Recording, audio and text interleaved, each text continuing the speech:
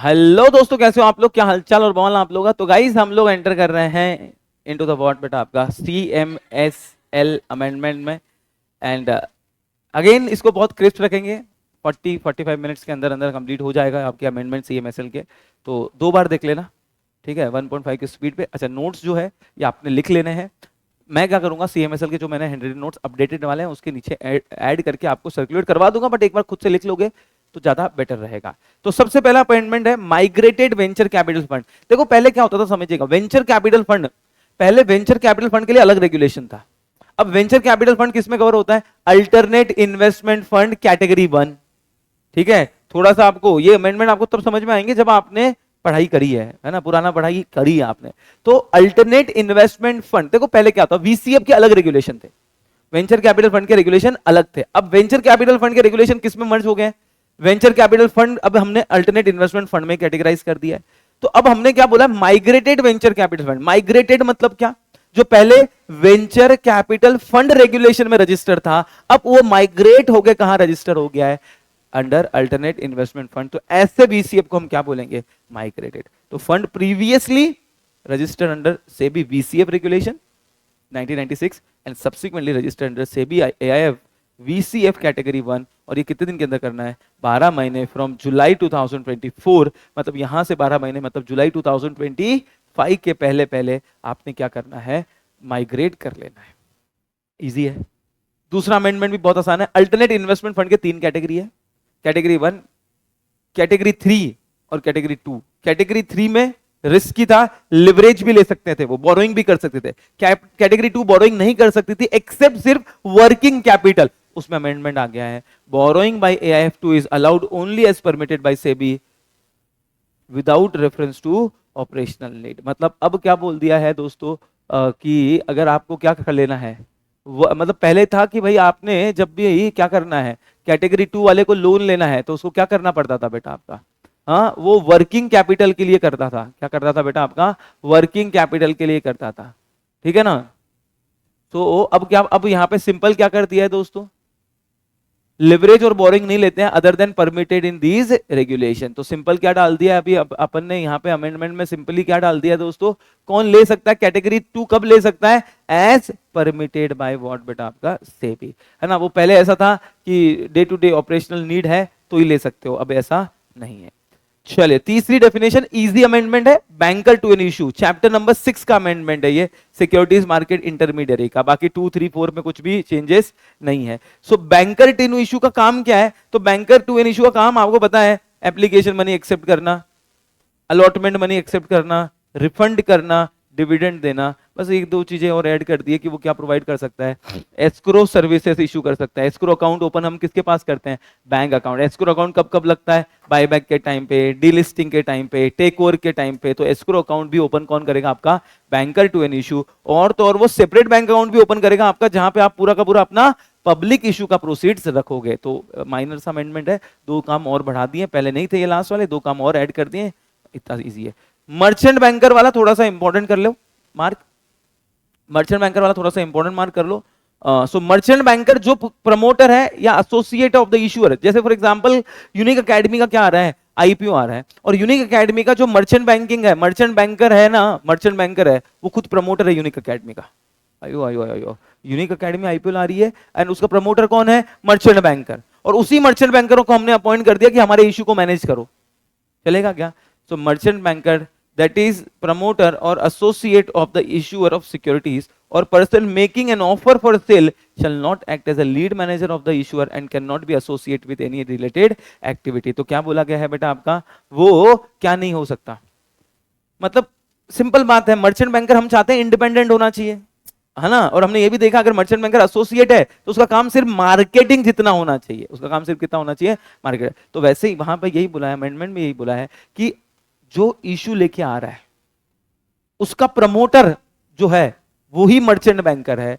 तो मुझे बताओ, उसको ही आप अपॉइंट कर सकते हो क्या? मतलब आप आपके प्रमोटर को ही मर्चेंट बैंकर का काम दे रहे हो, तो वो मर्चेंट बैंकर एसोसिएट नहीं हो सकता। However can be appointed for the role of marketing, वो सिर्फ आपका क्या कर सकता है, मार्केटिंग कर सकता है। फिर बोला if merchant banker is acting as an underwriter then shall subscribe the securities prior to finalization of basic of allotment. अगर merchant banker is also acting as a what, underwriter, merchant banker क्या underwriter भी बन सकता है, हाँ, तो अगर वो अंडरराइटर का काम कर रहा है तो उसने शेयर्स कब खरीदने हैं, before finalisation of basis of allotment. फिर बोला merchant banker shall submit complete particulars of transaction for acquisition of securities whose issue it has been measured within 15 days from acquisition। अच्छा, मर्चेंट बैंकर समझो unique academy का public issue आ रहा है और गड़बड़ वाला जो है, लेट्स से कोई या फिर कोई बैंक है जो मर्चेंट बैंकिंग का काम कर रही है और इस बैंक ने गड़बड़ वाला के शेयर्स में क्या किए हैं, ट्रांजेक्शन किए हैं, तो उसका कंप्लीट डिटेल कितने दिन के अंदर देना है, 15 दिन। जिस दिन उसने खरीदे उसके 15 दिन के अंदर कंप्लीट डिटेल देना है कि समझिए कहीं इनसाइडर ट्रेडिंग तो नहीं की हो। मर्चेंट बैंक, आज यूनिक एकेडमी का आईपीओ आ रहा है तो अंदर की इंफॉर्मेशन होगी किसके पास, मर्चेंट बैंकर के पास अंदर की इंफॉर्मेशन होगी। तो अगर मर्चेंट बैंकर ने जिस कंपनी का आईपीओ आ रहा है उस कंपनी के शेयर्स में क्या किया है, डील किया है, तो उसकी कंप्लीट इंफॉर्मेशन आपको देना है कितने दिन के अंदर, 15 डेज।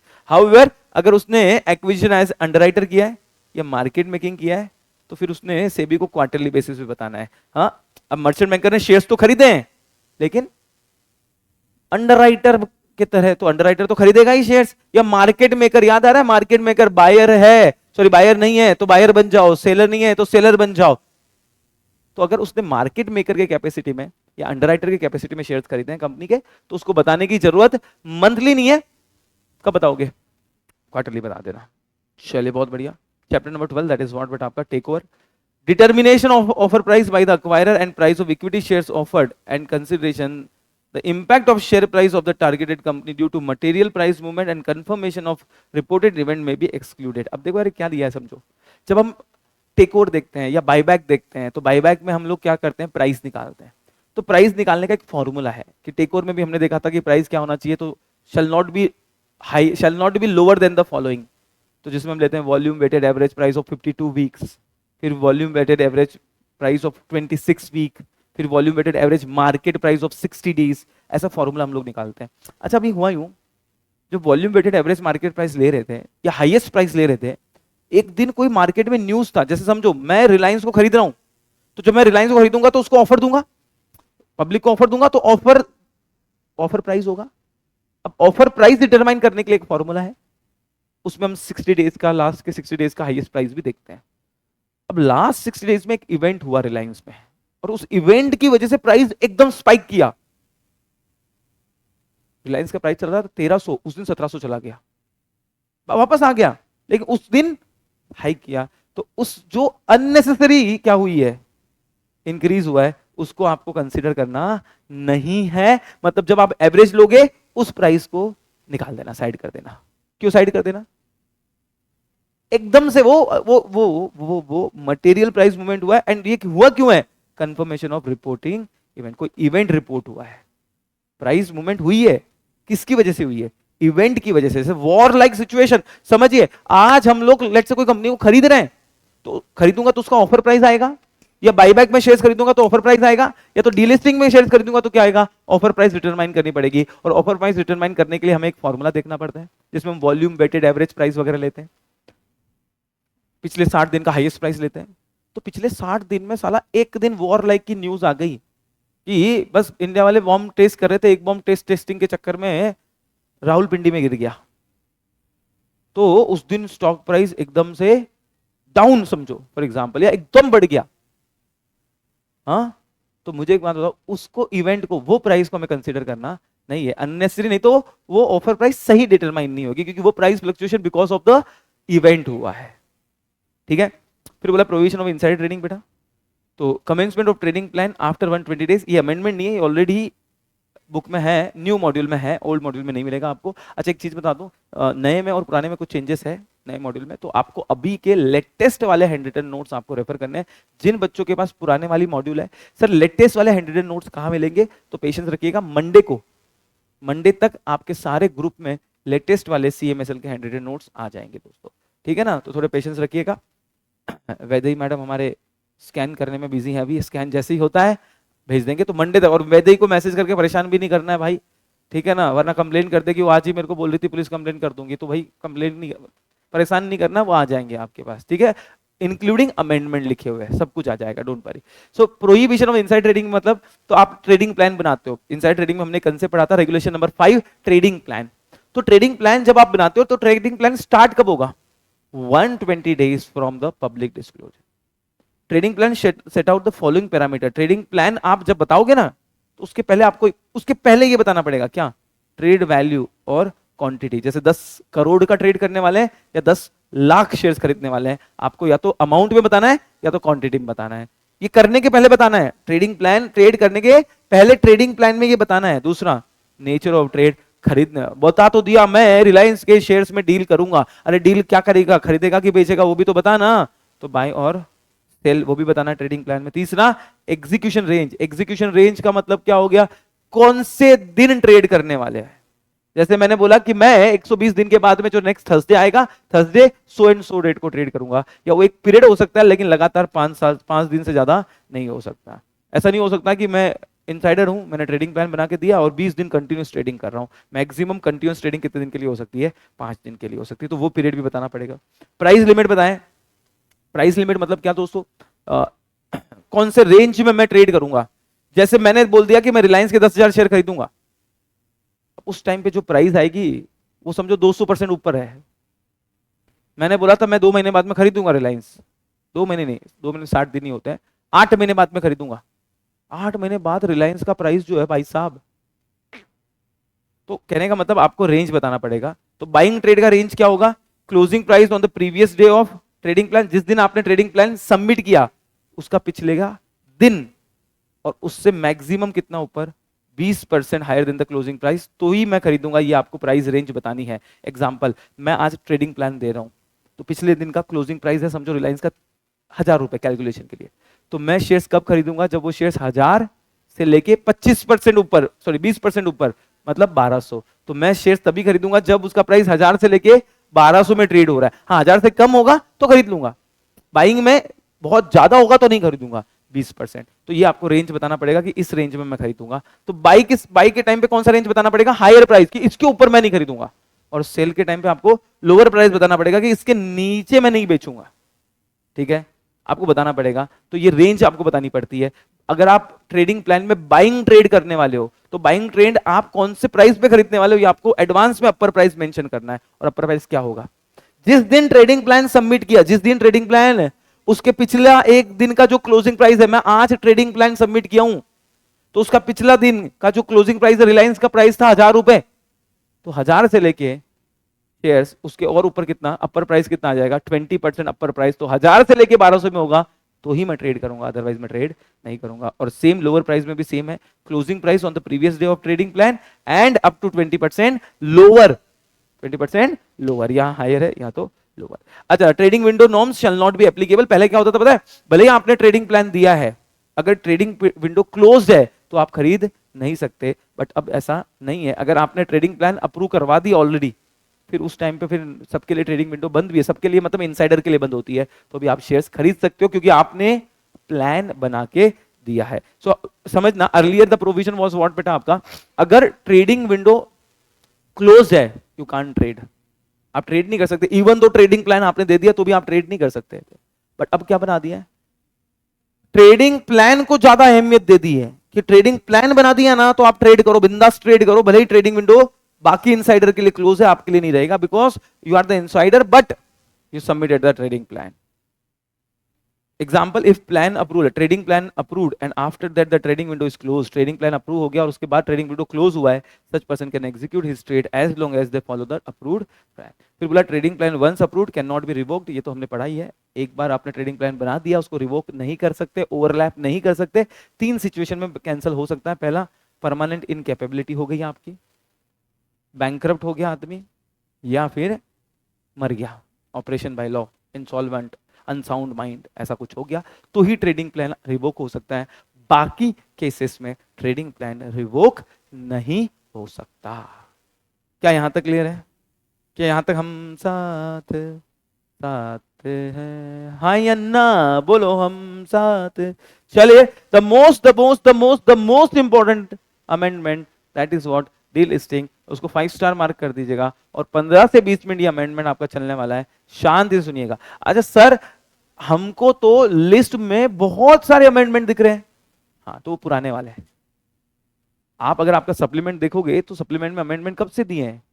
दिसंबर 2023 से लेके अब तक के। तो वो तो अमेंडमेंट ऑलरेडी हमने कर लिया, हमारी बुक में भी है, मॉड्यूल में भी है। ठीक है। फिर भी अगर जो बच्चे हैं जिन्होंने पहले के कुछ लेक्चर वगैरह नहीं खरीदे, तो मैं प्रीवियस अमेंडमेंट लेक्चर का लिंक अपलोड कर दूंगा, वो देख लेना, उसमें वो कवर्ड है। ठीक है। तो डबल डबल नहीं करवा रहा हूं कि पहले कराया ही है और अभी लेक्चर में पढ़ते टाइम पे भी हमने अमेंडमेंट किए हैं। हाँ, कोई सेल्फ स्टडी वाला बच्चा है जिसके पास मॉड्यूल भी पुरानी है, तो उन्होंने दो चीजें करनी है। एक, हैंड रिटन नोट्स लेटेस्ट वाले मंडे तक मिल जाएंगे, वो देख लेना। पुराना अमेंडमेंट लेक्चर भी देख लेना। ठीक है ना। चलिए दोस्तों, डीलिस्टिंग, यार मुझे बताओ डीलिस्टिंग, डीलिस्टिंग में होता क्या है? कंपनी हम लोग वॉलंटरी डिलिस्ट कर रहे हैं और एग्जिट अपॉर्चुनिटी देते हैं। एग्जिट अपॉर्चुनिटी में क्या करते हैं? शेयर होल्डर शेयर्स बेचते हैं, प्रमोटर शेयर्स खरीद लेते हैं। प्रमोटर की होल्डिंग 90% पे पहुंच गई तो डिलिस्टिंग सक्सेसफुल। कब? प्रमोटर की होल्डिंग जब 90%। अब जब प्राइस हम डिटरमाइन करेंगे डीलिस्टिंग की, तो उसके लिए हम यूज करते थे reverse book building method. Reverse book building method मतलब पहले किनके शेयर्स एक्सेप्ट करेंगे? जिन्होंने सबसे कम प्राइस में एप्लीकेशन बेचा है, जिसने सबसे कम प्राइस में शेयर्स बेचा है, फिर उससे ज्यादा, फिर उससे ज्यादा, फिर उससे ज्यादा, फिर उससे ज्यादा। तो भैया सेबी ने बोला जी रुको जी, आपके लिए एक नई चीज ऐड कर देते हैं जी, काहे जाते हो बुक बिल्डिंग के झमेले में, एक काम करो डायरेक्टली क्या कर लो, फिक्स डीलिस्टिंग प्राइस भी लेके आते हैं हम आपके लिए। जैसे दो टाइप की दुकान होती है, एक बार्गेनिंग और एक फिक्स प्राइस शॉप। जैसे शोरूम में गए तो क्या होता है? Fix price. और लोकल मार्केट में गया तो बार्गेनिंग। अब जो बार्गेनिंग में स्ट्रांग है वो तो कहां जाएंगे? Local market. लेकिन जिसको बार्गेनिंग नहीं आती है वो पैसा भी ज्यादा देके आएगा, माल भी खराब लेके आएगा, वो कहां, उसने कहां से लेना चाहिए? आशीष सर कहां जाएंगे? फिक्स। हम कहां जाएंगे? हाँ। सो क्या बोले, कहने का मतलब क्या है, जब हम लोग डीलिस्ट कर रहे हैं, डीलिस्टिंग में होता क्या ये बताइए आप? हम एग्जिट अपॉर्चुनिटी देते हैं। और एग्जिट अपॉर्चुनिटी में हम लोग क्या करते हैं? प्रमोटर शेयर्स खरीदता है, किससे? पब्लिक से। और उनकी होल्डिंग प्रमोटर की कितनी पहुंच जानी चाहिए? 90%। तब जाके आपका सक्सेसफुल होता है क्या? डीलिस्टिंग। तो कौन से प्राइस पे खरीदते हैं दोस्तों? तो price shall be determined, delisting price shall be determined as per the reverse book building method. भक्तिमान, price shall be determined as the reverse book building method. ठीक है। अब रिवर्स बुक बिल्डिंग मेथड की जब हम लोग बात करेंगे तो इसका मतलब क्या? पहले सबसे कम प्राइस वाला शेयर्स लेंगे, उससे कम, उससे ज्यादा, उससे ज्यादा, उससे ज्यादा, और जहां पे मेरी होल्डिंग 90% पे पहुंच रही है वो प्राइस क्या हो जाएगा? Cut off price. Practical question का एक 7.5 घंटे का लेक्चर है, उसमें रिवर्स बुक बिल्डिंग मेथड के भी क्वेश्चंस है, वो एक बार देख लेना बेटा, अगर आपको कैलकुलेशन नहीं आ रहे हैं। तो प्राइस कैसे डिटरमाइन करेंगे हम लोग? Reverse book building. अमेंडमेंट ये है कि एक नया तरीका हम लोगों को ना दिया। बेटा पानी पिलाओ बेटे। हाँ, तो एक नया क्या तरीका ला दिया हम लोगों ने, बताइए? Fix pricing. बेटा ये तेरा है, बता नील बता, 5 नखुन पे 5 अलग कलर, इतना टाइम कब मिलता है तेरे को?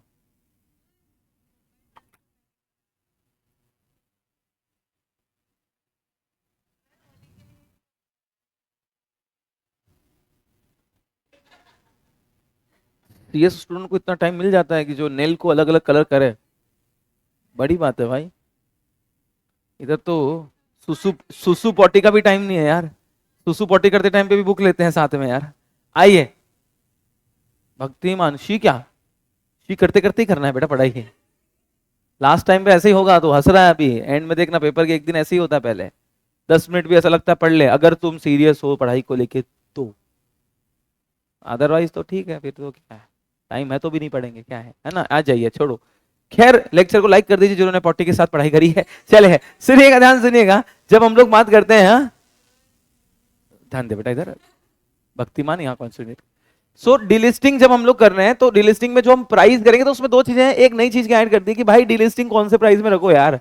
Directly fix delisting price. तो fix price offered by acquirer और delisting of shares through fix price process. तो ये ज्यादा इजी हो गया। देखो, पहले बुक बिल्डिंग में आप बोली लगाते थे, हम डिस्कवर्ड प्राइस निकालते थे, उसके बाद डिस्कवर्ड प्राइस हमको पसंद आया तो हम शेयर्स लेते थे, डिस्कवर्ड प्राइस बहुत ज्यादा आया तो हम आपको काउंटर ऑफर देंगे, फिर काउंटर ऑफर आपको पसंद आया तो डीलिस्टिंग होगा। तो अच्छा एक तरीका क्या आ गया है? डीलिस्टिंग।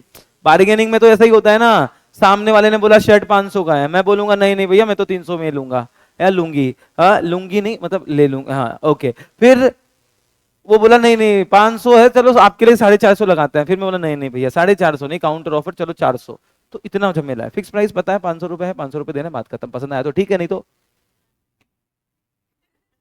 तो फिक्स प्राइसिंग मेथड हम लोगों ने क्या कर दिया है, लॉन्च कर दिया है। अच्छा, फिक्स प्राइसिंग मेथड ध्यान से सुनना, सिर्फ और सिर्फ जब हम फिक्स प्राइस मेथड में हम जब डीलिस्टिंग प्राइस देंगे, फिक्स प्राइस मतलब एक ही प्राइस दे रहे, तो वो प्राइस कितना होना चाहिए, 15% ऑफ फ्लोर प्राइस, कम से कम must be higher than the 15% of the floor price. Floor price कैसे निकालते हैं, ये डीलिस्टिंग में हमने फॉर्मूला देखा है पूरा, फ्लोर प्राइस कैसे निकालते हैं उसका हमने क्या देखा है, फॉर्मूला देखा है। ठीक है, तो जो फ्लोर प्राइस निकल के आएगी उसमें 15% ऐड कर देना, ये भी कोई अमेंडमेंट नहीं है, ये भी हमने नोट्स में लिखा हुआ है। हाँ, जो भी क्या निकल के आएगा बेटा आपका फ्लोर प्राइस निकल के आएगा, उसमें कितना ऐड कर देना, 15% ऐड कर देना, that will be the fix delisting price. Fix price can be use only if the company के शेयर्स आर फ्रीक्वेंटली ट्रेडेड। ये तभी आप यूज कर सकते हो जब शेयर्स में फ्रीक्वेंटली ट्रेडिंग हो रही है, और इसमें आपको except all equity shares at the fix delisting price, सारे शेयर्स आपको एक्सेप्ट करने पड़ेंगे at the delisting price, fix price. Okay दोस्तों, कोई दिक्कत नहीं है। नेक्स्ट वन है एस्क्रो अकाउंट। अब फिक्स डिपॉजिट में ना एक और चेंज क्या आएगा, एस्क्रो अकाउंट में भी चेंज आएगा। अब एस्क्रो अकाउंट हम कितने दिन के अंदर ओपन करते हैं, 7 दिन फ्रॉम एसआर, एसआर पास किया उसके 7 दिन के अंदर हम क्या ओपन करते हैं, एस्क्रो अकाउंट। और कितना डिपॉजिट करते हैं, 25% of total consideration. Total consideration मतलब कौन सा प्राइस लेते हैं, फ्लोर प्राइस और indicative price which ever is higher, floor price और indicative price which ever is higher. Correct है ना, कि भाई 25% किसका लेते हैं, अपर प्राइस का या फ्लोर प्राइस का, फ्लोर प्राइस का। लेकिन यहां पे 25% किसका लेंगे, फिक्स प्राइस का, है ना, यहां प्राइस ही फिक्स है, तो यहां पे किसका लेंगे, फिक्स प्राइस का। यहां क्योंकि बुक बिल्डिंग मेथड में हम क्या देते हैं, फ्लोर प्राइस, तो फ्लोर प्राइस और indicative price which ever is higher उसका 25% लेंगे। लेकिन यहां पे दोस्तों प्राइस कैसा है, फिक्स है, तो फिक्स का क्या लेंगे दोस्तों, 25%। करेक्ट है। Acquirer through merchant banker within 2 working days from the closure of bidding period of tendering period shall give a public announcement in newspaper about the success or failure of delisting। अच्छा, जैसे ही आपका bidding period खत्म हो जाएगा उसके 2 दिन के अंदर मर्चेंट बैंकर के थ्रू न्यूज़पेपर में एडवर्टाइजमेंट देना है कि हमारा ऑफर सक्सेसफुल हुआ या फेल हो गया। अगर सक्सेसफुल हुआ तो प्राइस भी बताना है कि कौन से प्राइस पे एक्सेप्ट किया गया है। बहुत बढ़िया। एक और चीज है दैट इज व्हाट बेटा आपका काउंटर ऑफर। पहले let's understand the concept of counter offer, let's understand the concept of counter offer क्या होता है समझिएगा।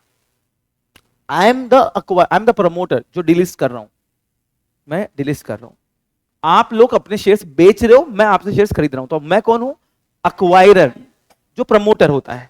डिलिस्टिंग में एग्जिट अपॉर्चुनिटी देते हैं, एग्जिट अपॉर्चुनिटी में क्या होता है, प्रमोटर पब्लिक के शेयर्स खरीद लेता है। यस करेक्ट है। अब देखो काउंटर ऑफर क्या होता है समझिएगा। काउंटर ऑफर का मतलब यह होता है कि भैया ऐसी बात है कि हम आपसे शेयर्स खरीदना चाहते हैं, हमने आपको डीलिस्टिंग ऑफर दिया, क्या दिया, और रिवर्स बुक बिल्डिंग मेथड से प्राइस डिसाइड कर रहे हैं। किससे डिसाइड कर रहे हैं, रिवर्स बुक बिल्डिंग मेथड। तो रिवर्स बुक बिल्डिंग मेथड से एक कट ऑफ प्राइस निकल के आएगा जिसको हम डिस्कवर्ड प्राइस बोलते हैं। क्या बोलते हैं, अब हुआ यूं समझना, मेरा बजट था रिलायंस को डिलिस्ट करने का। I am the Mukesh Ambani, मैं रिलायंस को डिलिस्ट कर रहा हूं। मेरा बजट था कि मैं रिलायंस के शेयर 1300 से 1350 रुपए के आसपास खरीद लूंगा, बट साले इसकी ससुर की नाती डिस्काउंट प्राइस निकल गया है 1400 रुपए। क्या मेरी एक्सपेक्टेशन के बियॉन्ड निकल गया है, मेरी एक्सपेक्टेशन के पब्लिक कितने में बेचना चाहती है 1400, whereas I am ready to buy at 1300, let's assume 1300। मेरा इंडिकेटिव प्राइस भी 1300 था कि भाई मैं तो 1300 रुपए में खरीदूंगा बस, बट डिस्काउंट प्राइस कितना निकल के आया, तो डिस्काउंट प्राइस अब 2 option, either acceptable to me और नॉट एक्सेप्टेबल टू मी। तो अगर एक्सेप्टेबल है तो मैं 1400 रुपए आपको दे दूंगा, आपके शेयर्स खरीद लूंगा, but it is not acceptable to मी।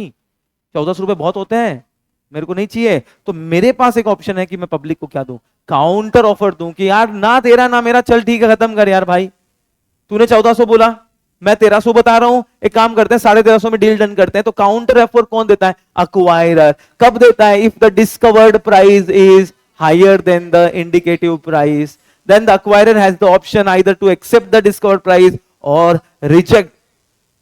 अगर उसने रिजेक्ट किया तो एक ऑप्शन और बनता है कि गिव काउंटर ऑफर। तो counter acquirer can give counter offer if, अच्छा काउंटर ऑफर कब दे पाओगे, जब post offer share holding is equal to और मोर देन 75%। काउंटर ऑफर आप तभी दे पाओगे जब आपकी होल्डिंग 75% या उससे ज्यादा पहुंची है।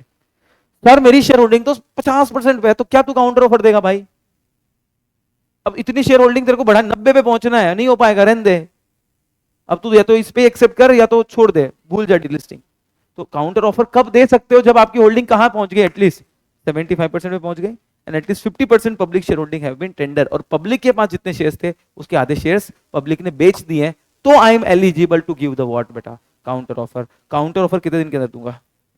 2 working days from the closure of bidding period. Bidding period close होने के 2 दिन के अंदर काउंटर ऑफर दूंगा। Pricing of counter offer shall be higher than. अब प्राइसिंग क्या होगा काउंटर ऑफर का, समझिएगा। ऑब्वियसली बात है, मेरा इंडिकेटिव प्राइस कितना था?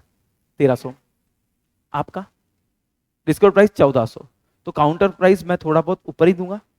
सो volume weighted average market price of share standard in reverse book building में। अब रिवर्स बुक बिल्डिंग में आपने शेयर्स बेचे, हाँ, तो उसका क्या लूंगा?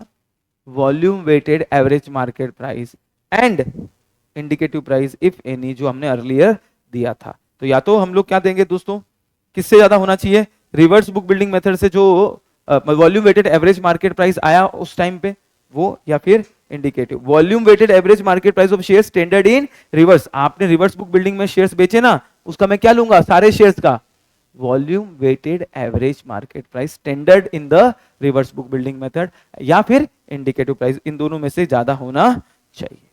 गॉट द पॉइंट बड़ी? दिस इज द व्हाट बेटा आपका बायबैक। अच्छा, एक बार बायबैक बोल रहा हूँ, डिलिस्टिंग। डिलिस्टिंग में एक बार याद रखना, फिक्स प्राइसिंग मेथड में हमने क्या देखा था डिलिस्टिंग में, कि फिक्स प्राइसिंग मेथड में फ्लोर प्राइस से 15% से ज्यादा फिक्स प्राइस आपको देना है डिलिस्टिंग का। तो फ्लोर प्राइस निकालने का फॉर्मूला था, फॉर्मूला नहीं बोल सकते, उसका रेगुलेशन था, जिसमें हम volume weighted average market price लेते हैं, एडजस्टेड बुक वैल्यू लेते हैं कंपनी का, वो सब देखना, वो एक बार रीड कर लेना बेटा। फिर बोला चैप्टर नंबर 16 है बायबैक का, एक छोटा सा बट प्यारा सा अमेंडमेंट है।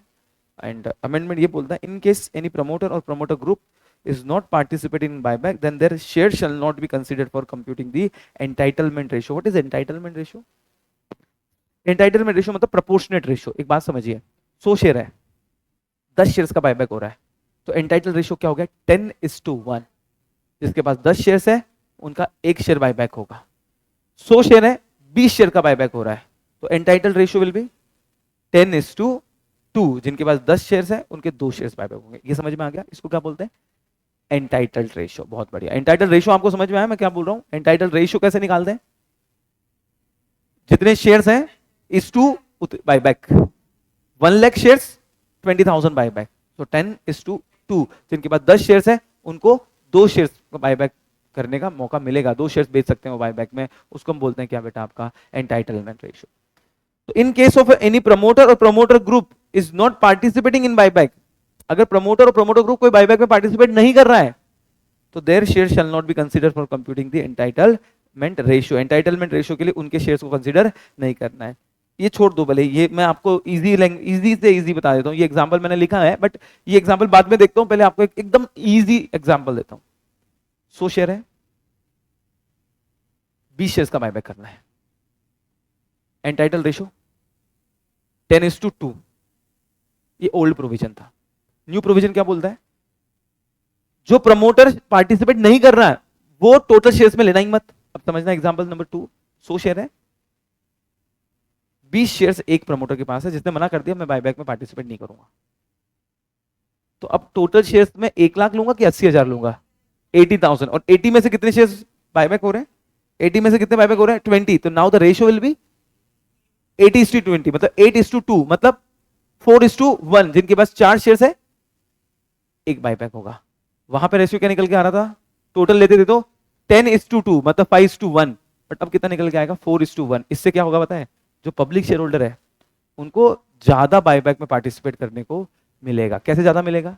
नंबर ऑफ शेयर्स, मतलब वो, एक बात समझो यार, सुनो सुनो सुनो सुनो सुनो सुनो सुनो, एक बहुत इजी एग्जांपल लेता हूं, बहुत आसान एग्जांपल लेता हूं। 100 समोसे लाया हूं मैं क्लास में। कितने समोसे लाया हूं? 100। ठीक है, टोटल समोसे कितने? 100 समोसे। ठीक है, और उसमें से बच्चे हैं 20। बच्चे हैं 20 नहीं, चलो गलत, उल्टा बोल दिया। समझो 100 बच्चे हैं और 20 वड़ा पाव है। बच्चे कितने? 100 और वड़ा पाव कितने? 20। तो रेशियो क्या निकल के आएगा? 5:1। तो 5 लोगों को राउंड करके मिलाऊंगा, उसके बीच में एक वड़ा पाव रखूंगा, वड़ा पाव को चॉप करूंगा इनटू 5 पीसेस, एक एक एक एक। Got the point? 5 में एक वड़ा पाव। अब उस 100 में से 20 बच्चे खड़े हो गए, बोले सर हम नहीं खाते वड़ा पाव सर। हट मैं नहीं खाता, मैं जिम करता हूँ, डाइट करता हूँ सर, वड़ा पाव नहीं खाता मैं। 100 में से कितने बच्चे मना कर दिए? 20। तो अब एंटाइटलमेंट कैसे निकालूंगा? 80:20 निकालूंगा या पूरे 16 बच्चे? 80:20 निकालूंगा। 80 बच्चे 20 वड़ा पाव, तो रेशियो क्या निकल जाएगा? 4:1। तो 5 में एक खाएगा कि 4 में एक खाएगा? 4 में एक खाएगा। तो सिंपल सा बायबैक में अमेंडमेंट क्या लाया है कि जब आप रेशियो निकालते हो बायबैक का, किसको कितना देना है, उसमें जो प्रमोटर ने बायबैक में पार्टिसिपेट करने से मना कर दिया उनके शेयर्स टोटल एंटाइटल में लेना मत। ये एग्जांपल दिया, बट इजी वड़ा पाव वाला एग्जांपल आपको आई होप सो समझ में आ गया होगा। These all are the amendment of what बेटा आपका सीएमएस है, बस। ठीक है दोस्तों, तो these all are the amendment of very very Pushpa. किसका? एक छोटा सा मैसेज है ओल्ड वालों के लिए जिनके पास ओल्ड मॉड्यूल है, ओल्ड सिलेबस नहीं ओल्ड मॉड्यूल है, आपने लेटेस्ट अमेंडमेंट नोट्स देख लेना है। लेक्चर को लाइक कर देना, मैंने बहुत क्लिप्स रखा है, 30 मिनट 31 मिनट में ये लेक्चर को कंप्लीट किया, 2 बार देख लेना एंड शेयर कर देना एंड प्यारा सा कमेंट भी कर देना। Thank you so much, love you, bye bye, take care, see you.